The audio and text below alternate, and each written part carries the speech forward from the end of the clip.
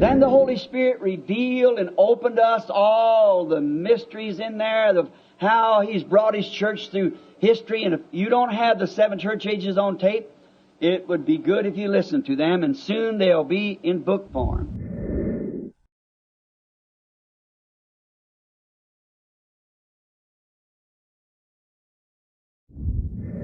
And then I've been reading Dr. Larkin's book, Dr. Smith's book, Dr. Schofield's notes, different commentaries from man everywhere, and yet I cannot put theirs together to make it come out right, see? This period extended from AD 170 to Constantine, AD 312. The Smyrna age come in at 170 and goes to 312.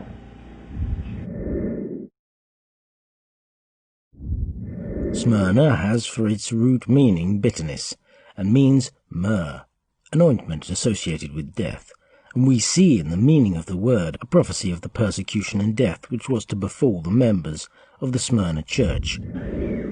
The name of the church was Smyrnaean, that means bitterness.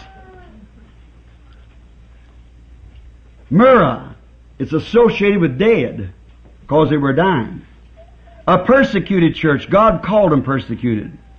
God looked upon their persecutions and gave grace to bear it. He looked upon His tribulations and gave them victory over death. They were told not to fear the things that they should be called on to suffer, but to be faithful unto death, not until death. That is, not until the end of their natural life. They were not to recant when called upon to face a martyr's death, but remain faithful until death relieved them of their suffering. The reward would be a crown of life. This is the martyr's crown. I'm going to let you die for my cause, but I'll give you a crown of life at that day. Amen. So don't, now watch.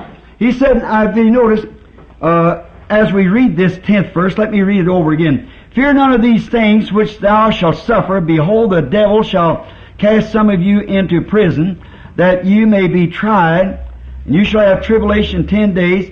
But be thou faithful unto. Did you notice that's not until? Not until death, but unto death. You get it?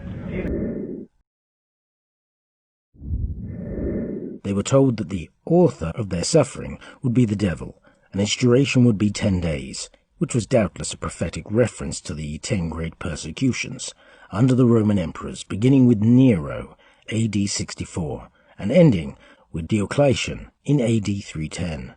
7 of these great persecutions occurred during the Smyrna period of church history, or it may refer to the 10 years of the last and fiercest persecution under Diocletian.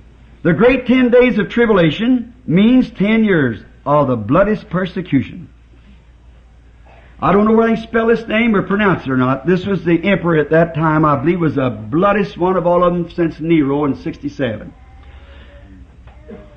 Diocletin.